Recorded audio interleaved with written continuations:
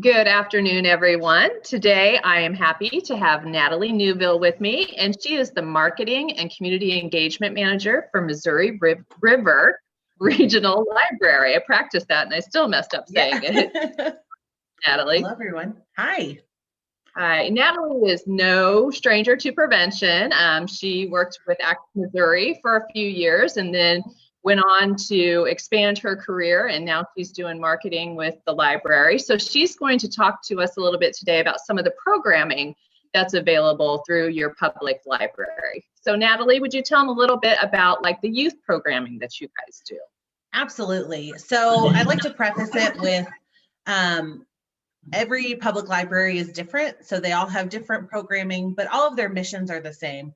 And a lot of times when you hear the words public library, all you think about is books, but they are so much more, and they are amazing resources to tap into in your community. And so a lot of it is also different, obviously, post-COVID versus pre-COVID. But ultimately, there's a ton of programming and resources that are available for all ages. With children's programming specifically, there's obviously a lot of early literacy programming, and there's all kinds of studies that show that kids that are read to or that read books have a lot of advantages over ones who maybe aren't read to.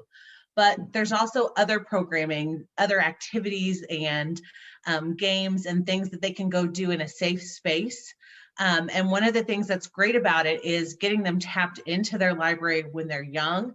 That way, when they become teenagers and there are all kinds of other distractions that can happen, they're used to being in that environment and they take advantage of those things that are happening there.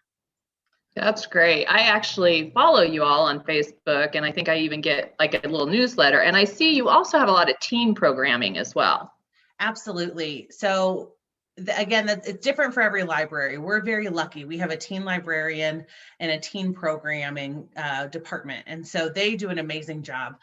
We also have a teen zone, and it's kind of a no adults allowed. There's obviously a staff member there, but kids can come play video games and hang out and talk. And it's kind of a safe space, but where there aren't obviously other things going on. There's no underage drinking and that kind of stuff. So it's a really great place. They do programming that is very appealing to teens. Sometimes it's craft programs, sometimes it's game nights. For a long time, they did anime programming before you could like stream anime on Netflix. So they really find out what those kids want to do and they create a space for them. And it's nice because they're able to kind of form those connections and that community with people. And we all know that when you have great relationships with people, it really helps prevent poor decision-making and, activities that you don't want your teens to do. Right, absolutely. And that's a great segue. Since we do work with a lot of folks who are in the prevention field, what prevention resources would a library have to offer? So there's so many. Obviously, there's the easy ones. We have books and documentaries, movies and magazines, that kind of stuff that are going to touch on those topics. I think it's also great to know that you can suggest resources to your public library. So obviously, a lot of the people in the prevention world, you guys are the ones who are experts in that field. So you might know an author that's great, or any kind of material that would be good for your public library to have for parents to check out or for other adults to check out.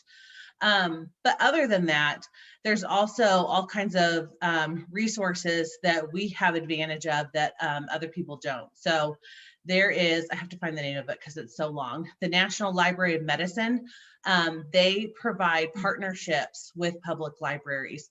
And what's great about that is there's all kinds of free trainings and resources.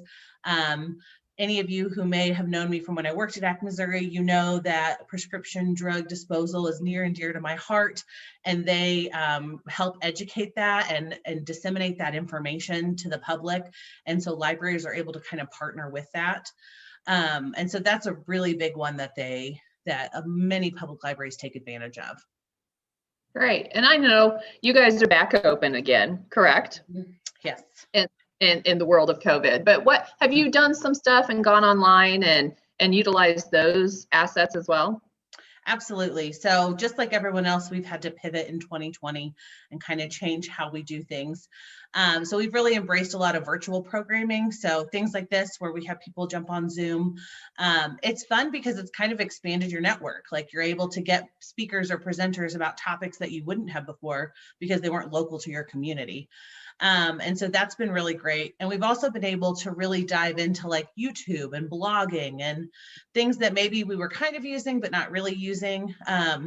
We did a webinar partnership with you guys about your teens, how parents can monitor their teens or their children's digital footprint, which I think is super important now as we're continually sitting here making sure that our kids are online all the time for school and such.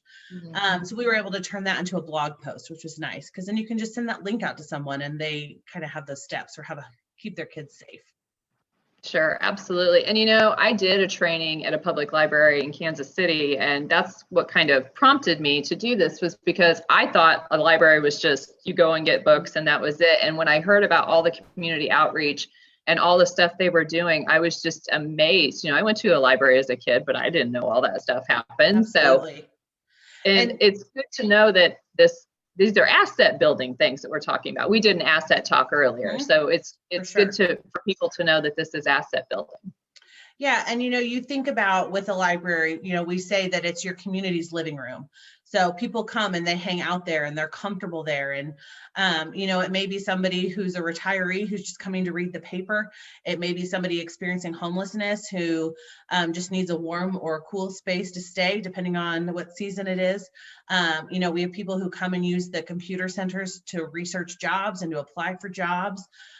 So there's so many components of public libraries that a lot of people don't always necessarily think about, but they really fill a lot of gaps in the community. And we all know that when your community is healthy and safe and secure, it's a better community for everyone. Awesome. Yeah. So Natalie's in Jefferson City, which we have the library, and there's libraries all over the communities. If you just Google my public library, I assume it will pop up if you don't know where it is already, but we encourage you to reach out and get in touch with them.